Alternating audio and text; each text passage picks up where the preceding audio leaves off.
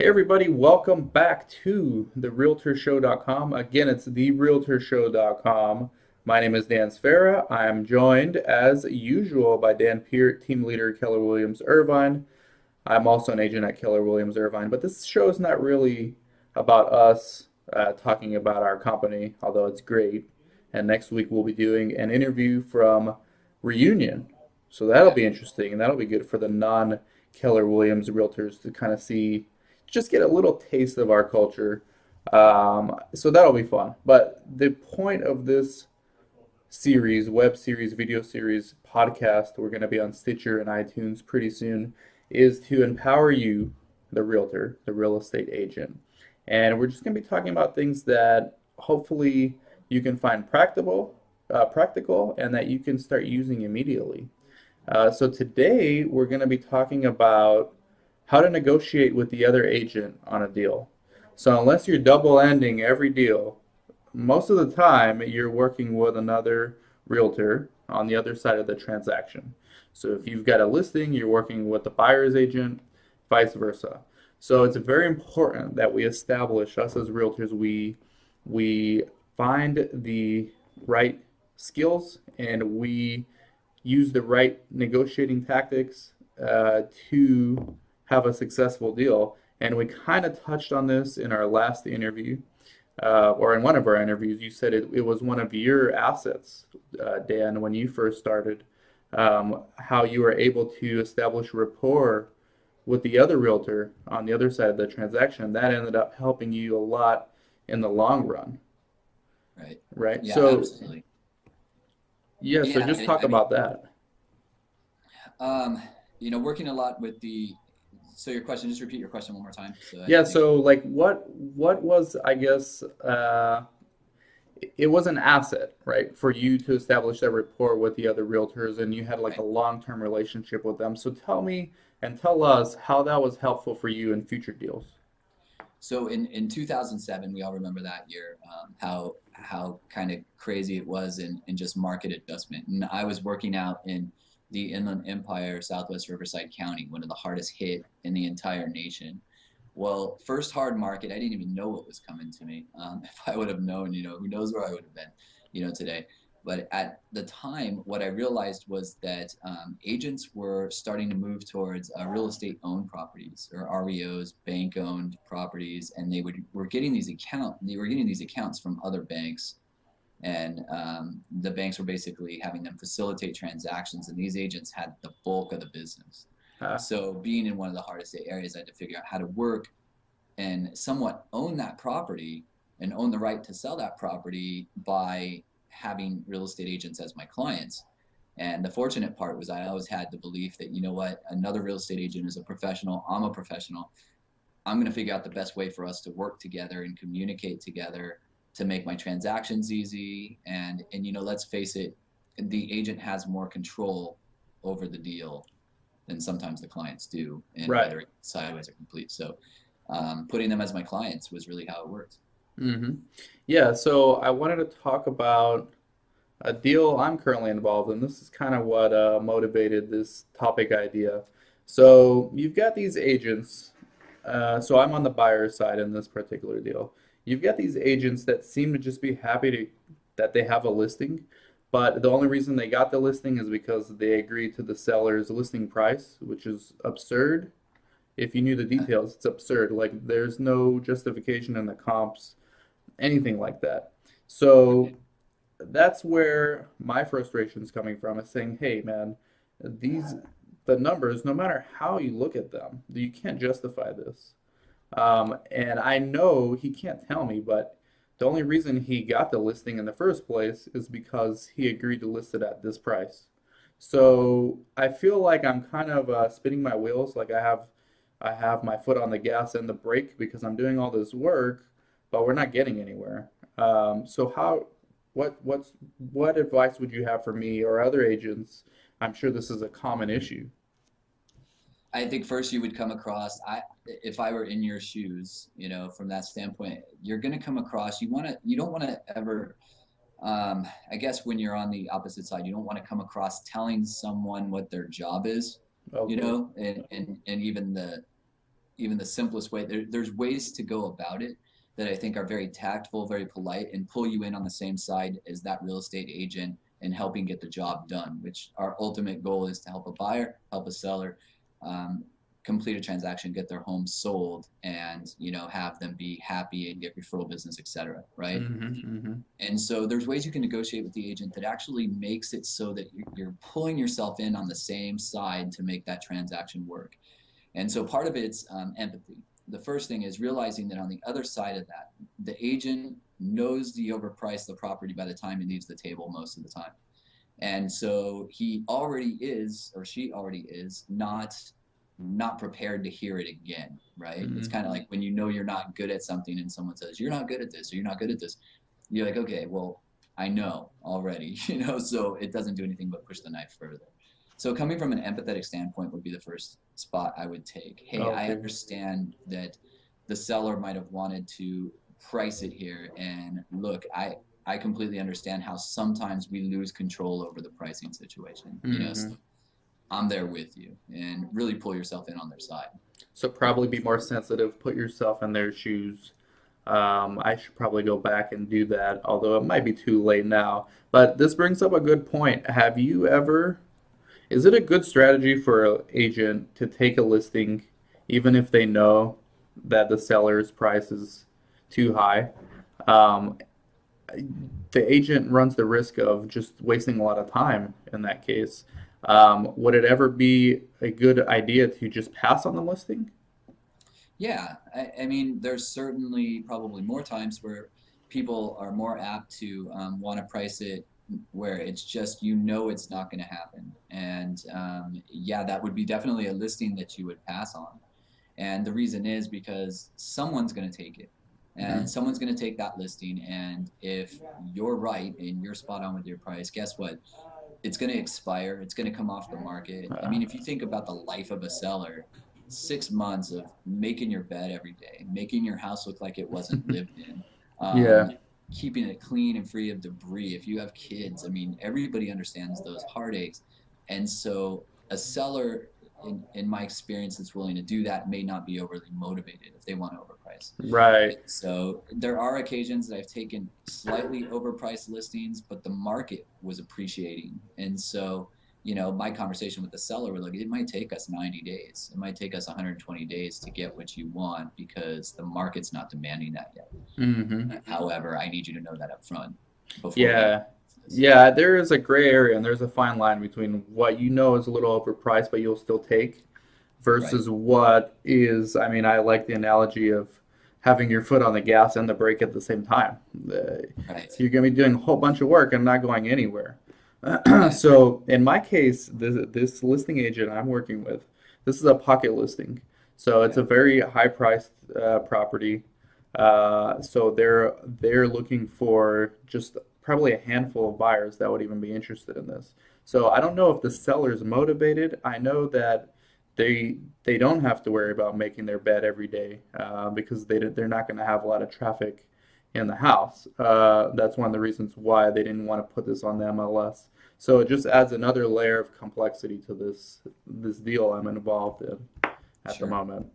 But for the most part, you're right about the motivated sellers and having it sit too long. Yeah, and winning with the other agent, I mean, if the best place to be is on the listing side, right? It's where you have most of the control. Yeah. If you're not on the listing side of that, you're at the mercy of secondhand information. And so you want to pull in that agent so close that, it's almost like they would go to the negotiation table with you and help convince their clients that, hey, here's a viable offer based on our comparables. It's probably the best one we're going to get. And both, Dan, you being on the buyer side, and myself think this is the best possible offer we're going to receive. And so why don't we go ahead and move forward with this? Mm-hmm. What would keep us from moving forward with this today? Mm-hmm. Is it Uh, true? Is it true that in the luxury market, comparables are less important? yeah, comparables are always important. I think what you find in the luxury market is that a lot of it's custom homes, and so you're looking at or even a semi-custom home, which is sometimes difficult to comp because there'll be a lot of variables. And so what you're really trying to find is what the buyer is willing to pay. And so on a lot of those things, I highly recommend getting an actual appraisal before listing the property. And Mm-hmm. even, even coming at it from a standpoint of, look, you can pay for the appraisal at the close of escrow, Mr. Seller, but here's what it's going to help us do. It's going to help us put a realistic value, and then it has nothing to do with my opinion or your opinion. And so it's an unbiased third party that gets paid a flat fee to do appraisals. Let's have them do that, and then we'll list the property at the appraised value. Mm-hmm. And as a realtor or as an agent, whatever side you're on, buyers or sellers, it's important to know the market at that time, right? You're a seasoned realtor. Is it true that uh, based on the market at that time, whether Right, it's a seller's market, so the listing agents usually have uh, a bunch of phone calls coming in from buyer's agents, right. or vice versa, if it's a buyer's market, and there's not that many, or there's a whole bunch of listings out there. Have you noticed changes in realtors' attitudes depending on how the market is and how they're responding to other agents? Yeah, a lot of times, the biggest changes are, if you're a listing agent in a seller's market, you're receiving a lot of phone calls. And here's the thing about the phone calls, though, they only receive all the phone calls is because the reason they do is because they don't have a system set up to be able to leverage themselves adequately during that time, and so the phone calls become a hassle. Uh, Right, and you're getting a lot of phone calls. The other reason is, sometimes the agent on the other side doesn't know what questions to ask. You'll get questions like, "Hey, is the property still available?" Well, in the listing agent's head, a lot of times the property's active. In the MLS. How much more available does it have to be? So then you get those comments instead of asking, "Hey, have you received an offer on the property yet?" Or, getting to the point. And I think the attitudes do change. Really, if you're leaving a message for another agent, make it less than, it's got to be less than, I would say, 30, 35 seconds, mm, to get them to call back and know that you're serious. Shows you honor the time. Same right. on the other direction. Um, and that's one of the things in our industry. I mean, you just see, depending on the market, someone's not answering their phone that should be, or getting a system to capture the consumer inquiry, which is the most important thing, right? The customer. If without them, we Right. would not be in business. Yeah, unfortunately, it seems that that is true. Now, what advice would you give to the realtor or the real estate agent who is on the side of the transaction that has the most supply? So let's say it's a seller's market, but I'm a buyer's agent. How do I get that listing agent's attention when he or she is getting like, probably dozens of offers? How do I make sure that my offer is not just lost in the mix, but that the listing agent actually pays attention? So if you're new to the business, the best way to do it would be to find an unconventional way to get them that offer. A lot of times we hide behind our desks, we hide behind our computers. Just email it to me, just get it to me. I would bring my offer in a seller's market. I would bring my offer with a $5 Starbucks card saying, "Hey, I Really? hope you can put this together," and I drop it off at the front desk, and not necessarily as a bribe or anything, but I want to make sure that they understand there's people on the other side of this deal. Um, I would put cover letters on at a paragraph, just telling them a little bit about the family that wants to buy their house and why their house stuck out Uh, to them and what they particularly liked about whatever it was about the house. So anything you can do that is unconventional to get your offer in that listing agent's hands is the key. And hmm. I've met listing agents at midnight before to make sure I got the offer to them because they were going to jump on a plane the next day and be gone for a couple of days, and I wanted it in their hand before they left. And so doing what it takes is really important. Doing whatever it takes to get that offer in their hand, and at the end of the day, they're going to like you for it. And even from following up with a handwritten personal note or whatever, or just meeting them for lunch during the day. So a lot of Hmm. things How that you surprising, huh? Putting in more effort will get you more attention. yeah, I mean, it's appreciated across any industry right now. It's, Right.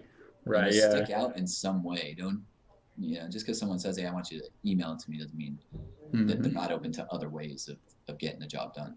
Yeah, and if you are a buyer's agent in a seller's market and you try this once and it doesn't work, it doesn't mean that that's not a good strategy. You just need to keep doing it, right?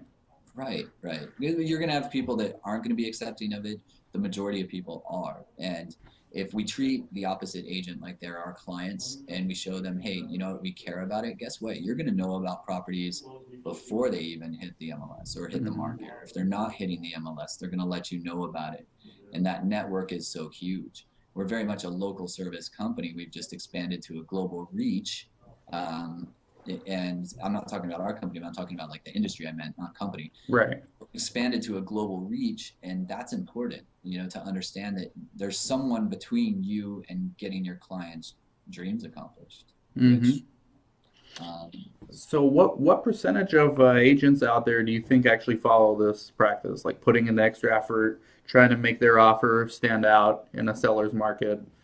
Because ultimately that is doing a huge service for their client, without their client even necessarily knowing that the agent's going above and beyond, just to get their offer looked at. So what percentage of agents do you think actually do this?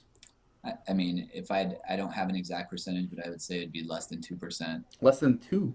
Less than 2%. Wow. When you're looking at the ratios of the agents, you've got a big chunk of them that will not even answer a phone, and then you've got another big chunk of them that are going to be so nervous that they don't want to overstep their bounds or do something that's not put on there. And it's really just about breaking some barriers, being a disruptor a little bit. I mean, abiding by the law, but disrupting the social norm of how you deliver an offer is really great. And asking, a lot of times you can get a little more just by asking, instead of not asking and not knowing. Hmm. So, asking if you can present the offer to the seller when you're handing the offer to them. Would it be okay if I presented my client's offer? Because we all know you're going to present it in a better light. Yeah, yeah. What Um, about would it be okay to take them out to lunch when you're presenting the offer? Say, hey, I'm a realtor. This is not really about this transaction. You don't have to take it, but I'm going to be presenting the offer at lunch. But the purpose of this lunch is for me to get to know you better because we'll probably be doing a lot of deals together, hopefully. Would that be okay, or is that considered unethical? well, I mean, no, I mean, it depends on your intent. Ethics are all about intent, right? No.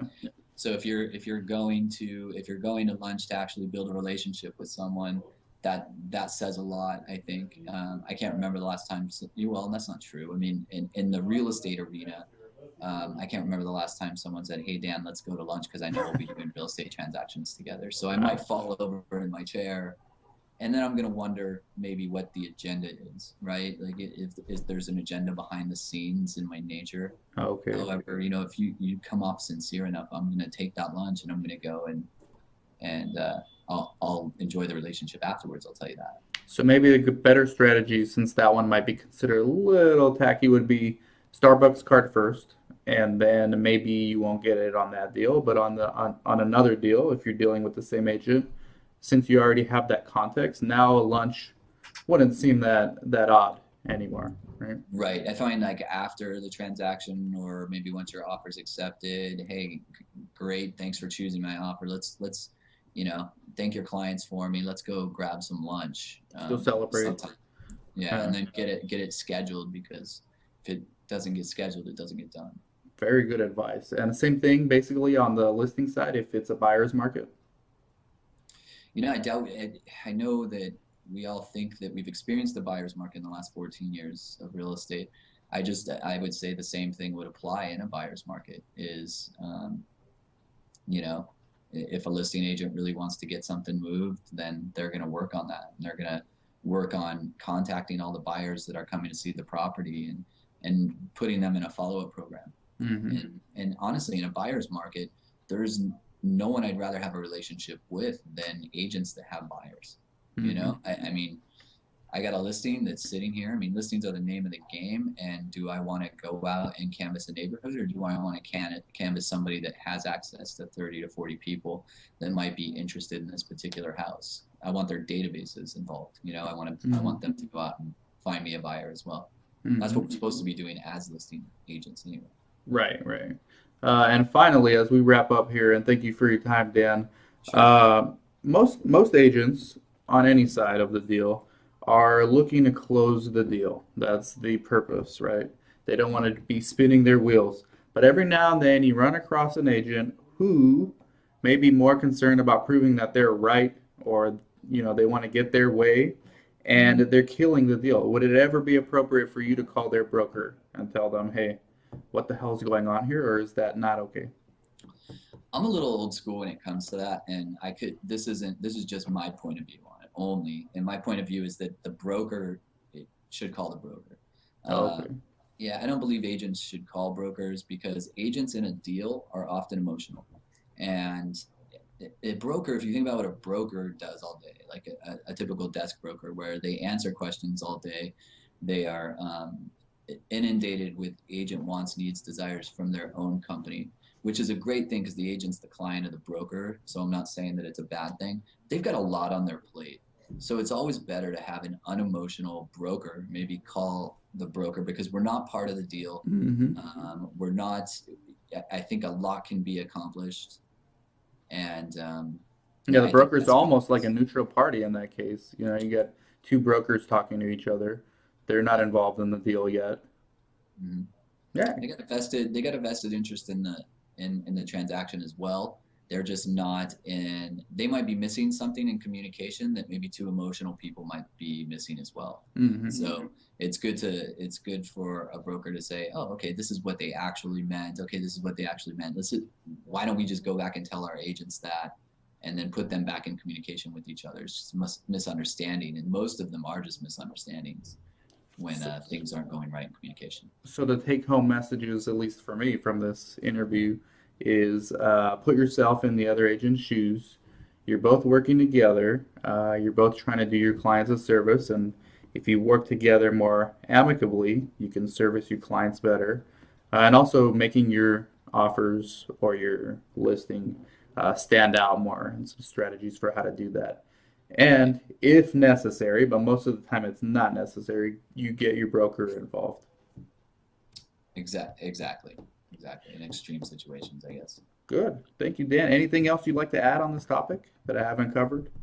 No, I just think, you know what, we should make agents our clients as well. The agents that we work with in the marketplace, and keep in mind, a listing agent has a lot of control over their seller's decision, and it's an industry hush hush thing that people need to understand because they're presenting it. They're salespeople too, so they're presenting the offers in the order that they want the sellers to look at them. A lot of times, and so keep in mind that these agents are your clients too. And if you get an offer accepted, you go the extra mile. Thank the agent for accepting your offer. And if you didn't get your offer accepted, call them and find out, hey, what was missing from it, so that next time you're a better educator to your clients. They'll appreciate that as well. So, Some will appreciate that. Some won't call you back. someone, yeah, it depends. Yeah, it's a Cool. process, right? And we're all, most of them can be good, and sometimes we have to lead from the middle, which is teach people how to treat us, and they're going to learn from you too, whether they tell you or not. So Well, I it's appreciate great it, business. Dan. I appreciate it. I learn a lot each time we have an interview. Thanks, Looking Dan. forward to next week. We'll do it on Skype as well. You'll be in Orlando, right? Yeah, I'll be in Orlando at the family reunion, and I'm excited about that, and probably have a bunch of stuff to share then too. So Yeah, and I'll be back home in Orange County holding down the fort, okay? enjoy it. Okay, Thank you, sounds Dan. good. Thank you guys for watching. This is Dan and Dan from Keller Williams Irvine, and you're watching and listening to the RealtorShow.com. Take care.